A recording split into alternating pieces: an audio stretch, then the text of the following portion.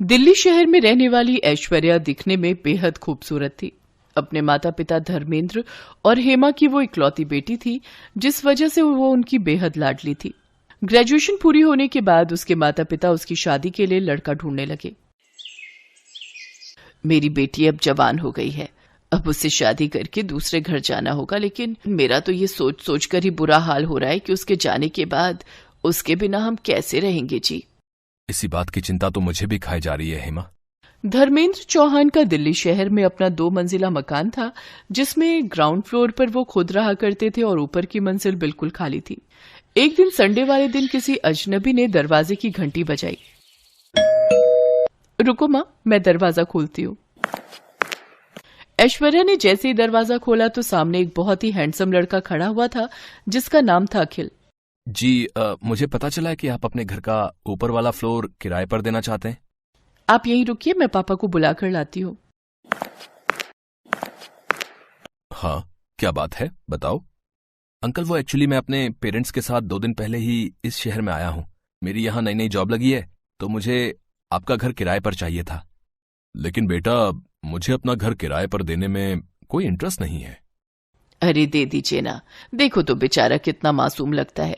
और वैसे भी कल को जब ऐश्वर्या ब्याह करके चली जाएगी, तब हम इस घर में अकेले ही रह जाएंगे, तो कम से कम और कोई होगा तो मन तो लगा रहेगा ना। आंटी जी, आपने बिल्कुल ठीक कहा। जब आपकी बेटी शादी करके चली जाएगी तो मैं आपका मन अच्छे से लगा कर रखूंगा, आपको बिल्कुल भी बोर नहीं होने दूंगा। अरे वाह बेटा, तुम तो बहुत अच्छी बातें करते हो और जल्दी घुल मिल भी जाते हो।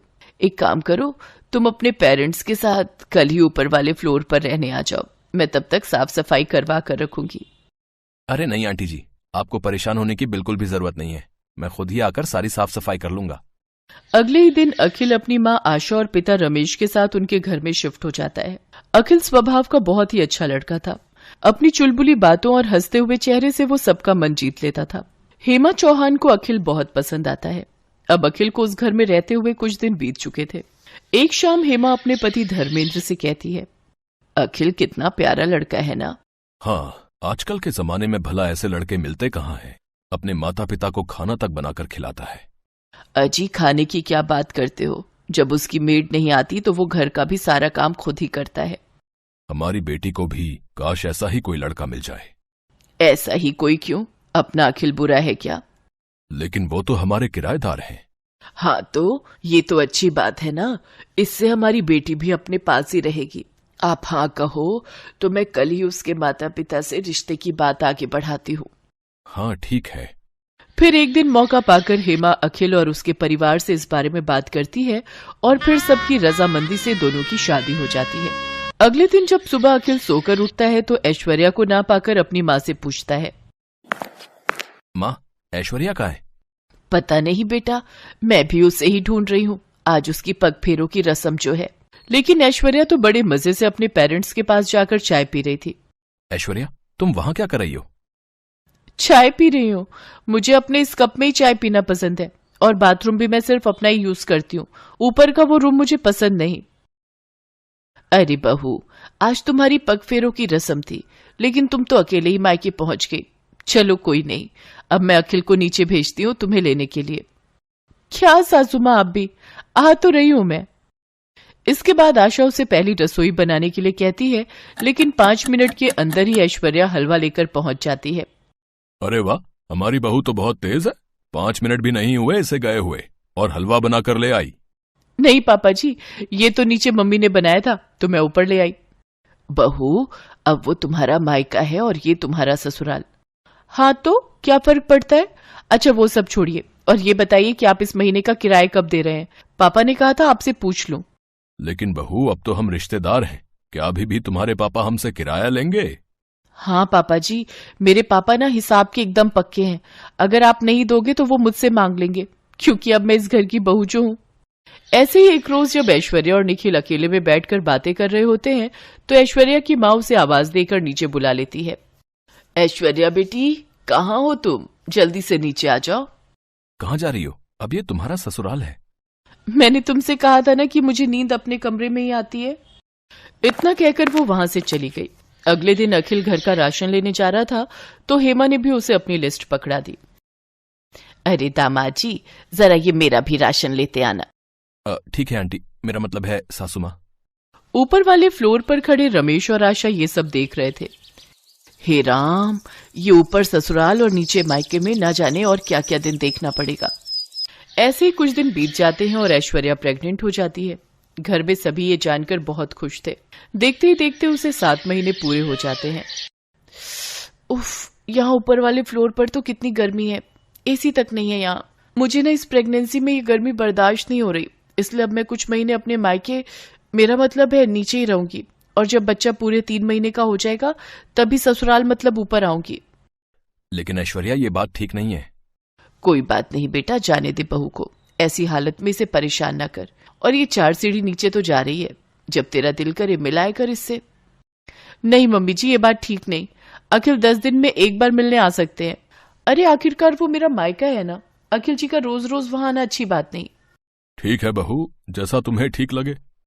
काफी सोच विचार के बाद अखिल एक दिन धर्मेंद्र से मिलने नीचे जाता है। अरे आओ आओ दामाद जी, आज मैं आपका दामाद नहीं बल्कि किराएदार बनकर आया हूँ। पापा, हम ये घर खाली करना चाहते हैं। तभी ऐश्वर्या और हेमा भी वहां आ जाती हैं। लेकिन क्यों अखिल, ये मेरा मायका भी तो है। इसलिए तो खाली करना चाहता हूँ क्योंकि ऊपर ससुराल और नीचे मायके ने मुझे मेरी ही बीवी बच्चों से दूर रहने पर मजबूर कर दिया है। और हाँ, कल ही हम यहाँ से शिफ्ट हो रहे हैं अपने नए घर में, तो परसों मैं अपनी बीवी को लेने आऊंगा एक दामाद बनकर।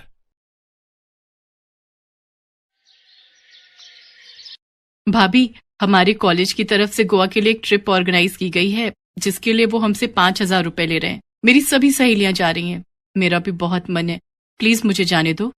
हे राम, 5,000 रुपए! इतने में तो मैं महीने भर का राशन भरवा लूं। कोई जरूरत नहीं है कहीं जाने की, चुपचाप से घर पर रहो और घर के कामकाज में मेरी मदद करो। ये लो, जल्दी से इन कपड़ों को प्रेस कर दो।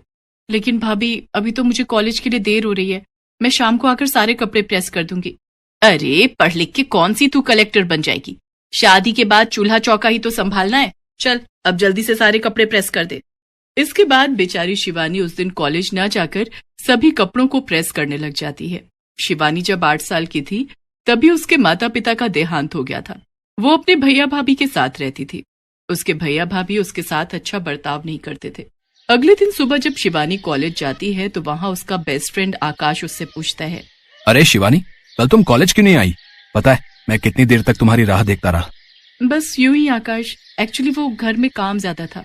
काम ज्यादा था या फिर तुम्हारी भाभी नहीं चाहती थी कि तुम कॉलेज जाओ? हाँ आकाश, दरअसल मेरी भाभी ने ही मुझे आने नहीं दिया। वो नहीं चाहती कि मैं कॉलेज जाऊं और पढ़ाई करूं। अगर मैं घर पर पढ़ना भी चाहूं तो वो कोई ना कोई बहाना बनाकर मुझे काम में लगा देती है। तो तुम उनकी शिकायत अपने भैया से क्यों नहीं करती? भैया से कहकर कोई फायदा नहीं है, वो भी भाभी की तरह हर समय मुझसे लड़ते रहते हैं। अपनी शादी से पहले तो वो मुझे बहुत प्यार करते थे, लेकिन जब से भाभी उनकी जिंदगी में आई है तब से वो बिल्कुल ही बदल गए। शिवानी का उदास चेहरा देखकर आकाश दुखी हो जाता है, क्योंकि वो शिवानी को दिल ही दिल में बहुत चाहता था। लेकिन शिवानी इस बारे में कुछ नहीं जानती। फिर तभी कॉलेज की बेल बजती है और आकाश हंसते हुए शिवानी से कहता है, अरे जल्दी चलो, त्रिपाठी सर का लेक्चर शुरू होने वाला है। अगर देर हो गई ना तो उनका बर्ताव हमारे लिए खराब हो जाएगा। इसके बाद शिवानी और आकाश जोर जोर से हंसने लगते हैं और लेक्चर अटेंड करने के लिए क्लास में चले जाते हैं। ऐसे ही कुछ दिन बीत जाते हैं। फिर एक दिन आकाश शिवानी को अपनी कार में उसके घर छोड़ने चला जाता है, लेकिन गाड़ी से उतरते हुए नैना उसे देख लेती है और शिवानी के घर पहुंचते ही कहने लगती है, ये कोई वक्त है घर आने का? तुम्हारे अंदर कुछ शर्म बची है या नहीं? भाभी, आप इतना नाराज क्यों हो रही हो? 1 घंटा ही तो लेट हूँ, आप तो ऐसे चिल्ला रही हैं जैसे 2 दिन से कहीं गायब हूँ। मुझसे जुबान लड़ाती हो? अगर आज तुमसे 1 घंटे का हिसाब नहीं लिया ना तो कल से 2-2 दिन भी गायब रहने लगोगी। अब जो मैं पूछ रही हूँ उसका सीधा सीधा जवाब दो।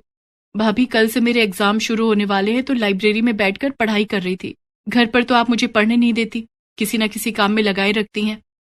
अच्छा बेटा, जुबान तो कैंची की तरह चलती है तुम्हारी। आखिर कौन था वो लड़का जो तुम्हें यहाँ छोड़ने आया था? वो मेरे कॉलेज में मेरे साथ ही पढ़ता है। आज पढ़ाई के चक्कर में थोड़ा लेट हो गई थी, इसलिए वो मुझे घर ड्रॉप करने आया था।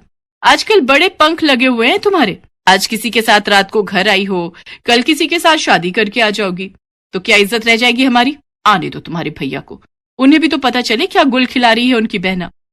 शिवानी नैना को समझाने की बहुत कोशिश करती है कि जैसा वो सोच रही है ऐसा कुछ भी नहीं है, लेकिन नैना शिवानी की एक नहीं सुनती और अपने पति मयंक के घर आते ही शिवानी के खिलाफ उसके कान भर देती है।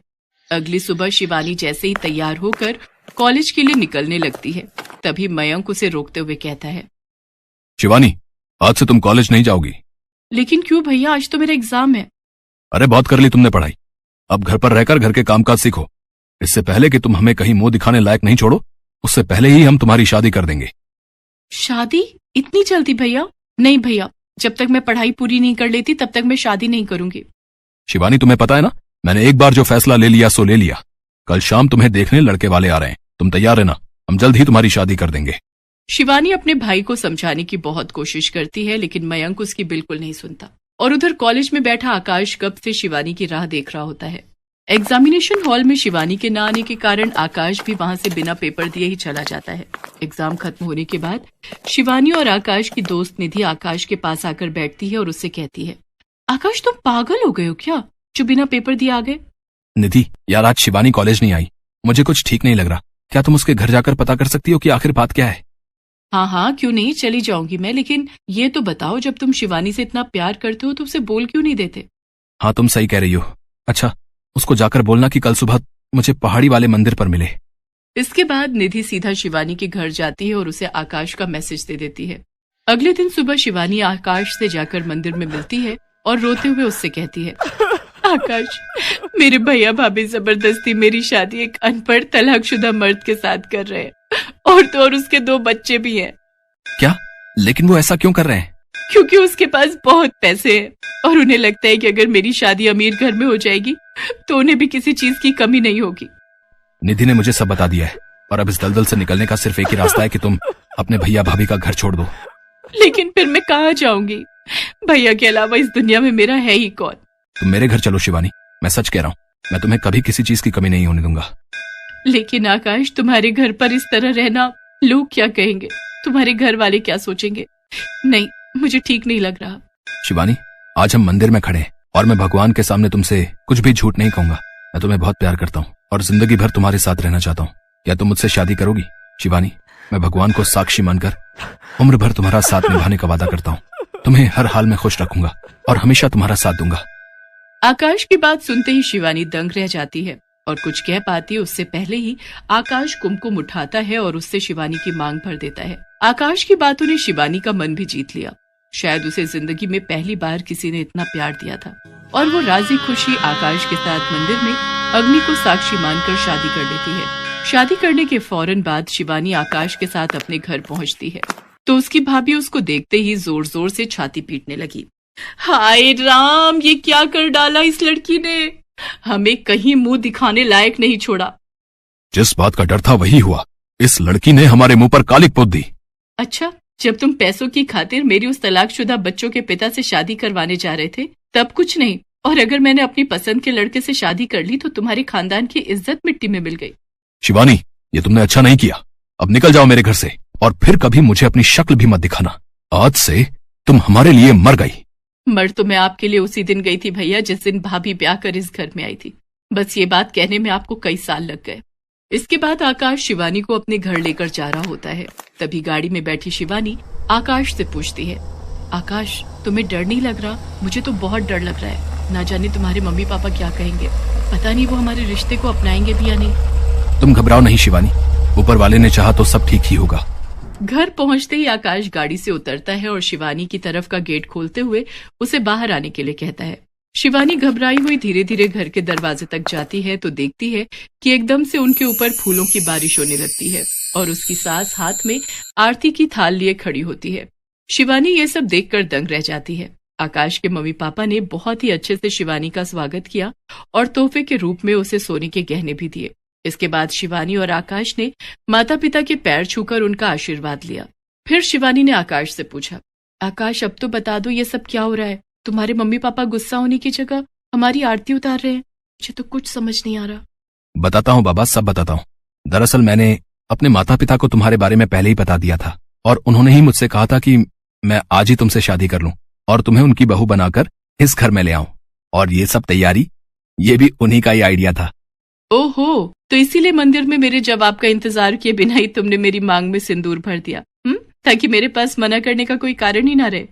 हाँ, मेरे मम्मी पापा सुबह से इन सब तैयारियों में लगे हुए थे।